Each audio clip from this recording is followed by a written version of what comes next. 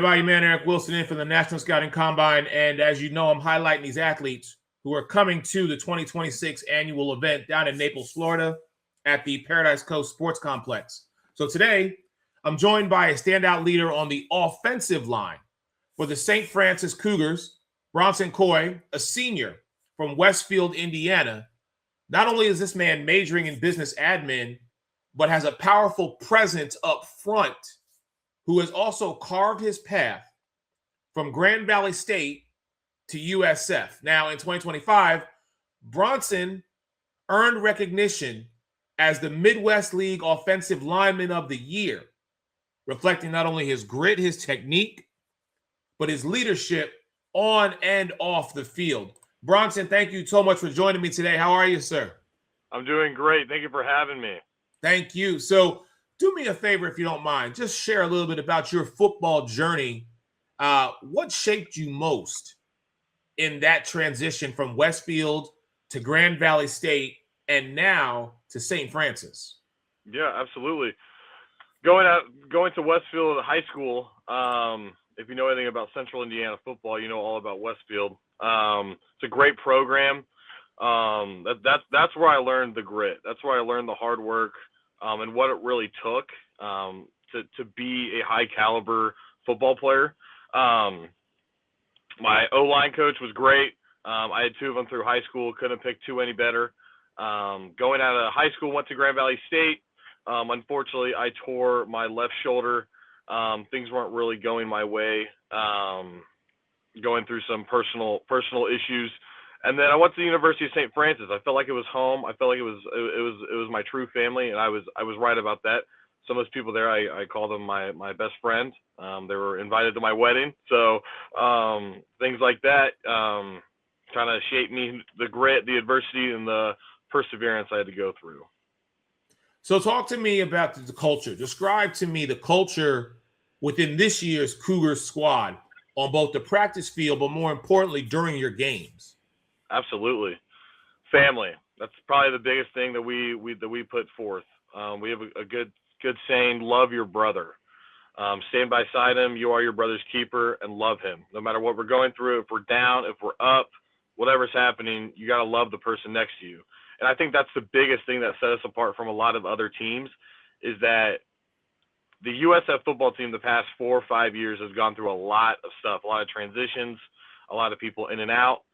But the people that have been there since we were 4 and 6 and then going to the playoffs 2 years in a row know that everything that we did, everything that we do was all based on our love for one another and the coaching staff. So looking ahead, as you get ready to attend the National Scouting Combine and then also beyond, how are you preparing for this, number one?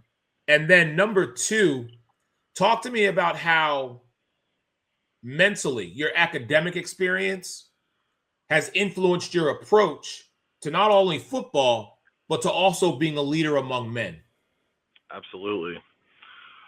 So regarding to the first question, just got to stay in shape. I feel like the biggest thing for athletes, especially myself and what I've done for the past about 4 years, is you never want to kind of sit back. You never kind of want to relax. I always try to stay prime, try to stay loose, and importantly, just training for the specifics that we're getting measured on. And then for the second question, I love the saying, and our head coach, Coach Sherman, he says it too, don't flinch. Do not flinch. Whatever happens, whatever comes your way academically, especially being a student athlete, all student athletes know it's hard to get really, really good grades in college while sometimes working a part-time job, and then while doing your sport. Whatever comes your way, you don't flinch. You set by example as being a leader. So how do you go from being a leader to simply just being Bronson? How do you unwind or reset when football and academics demands so much of your time and at very poignant and pivotal times can be pretty intense? Absolutely. I think the biggest thing for me, and you mentioned it, it's hard. It's hard doing this, but it's a blessing at the same time. To have the pleasure and the ability to be tired from football, to be tired from, going to school. Not a lot of people can do that. Not a lot of people want to do it, but they can't. So to me, I see it as a blessing from God that he has given me the ability to put this on my shoulders. All right. So talk to me about some of the athletes or people in your life, whether they be in or out of football. Who have people been your motivators, your mentors, you've looked up to? And then talk to me about why those people resonate so much with you. Absolutely.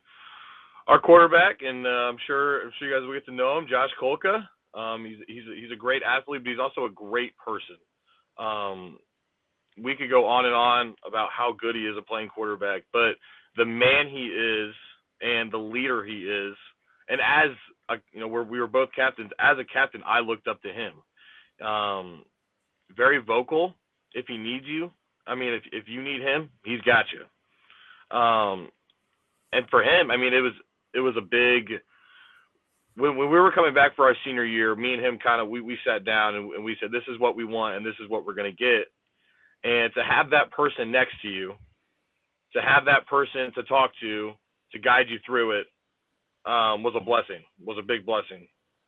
Now, when I think about upperclassmen, during my offensive line career, we had the same offensive line for 3 years in a row, and they were all a year older than me. Jared Almeida, Reeve Muncie, which he was there last year, and then Christian Porter. Some of my best friends to this day, and I will love them as long as I'm on this planet. They showed what grit was. When I came in, open arms.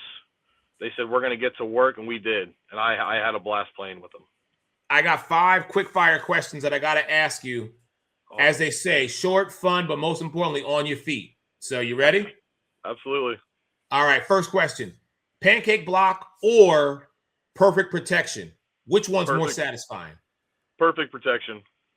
All right. What's the one word teammates would use to describe you? Grit. Pre-game ritual that you never skip? Walk around the field. No favorite shoes meal on. After a big win? Probably an arroz con pollo. Okay. All right. Now, here's one. If you weren't playing football, Bronson, then we know you got that background in business administration. What would you be doing right now? Probably selling something to somebody. My man, appreciate you so much. Thank you. I like to do with all the athletes. I like to give them a moment to speak directly to the coaches and to the scouts who are going to be attending the 2026 National Scouting Combine in Naples. I'm going to give you the screen, sir, and give you the final word, speaking directly to them. The floor is yours. Absolutely. Thank you so much. To describe myself, I'm relentless. Everything I've done, my past, my life story, it's all about being adversity and perseverance. And I'm not going to stop now. The opportunity to even come to the combine is a blessing. And I couldn't be more grateful. Couldn't have a better opportunity to be on one of the biggest stages of a showcase. So I want to thank you guys for the opportunity. And let's see where God takes me. Thank you, guys.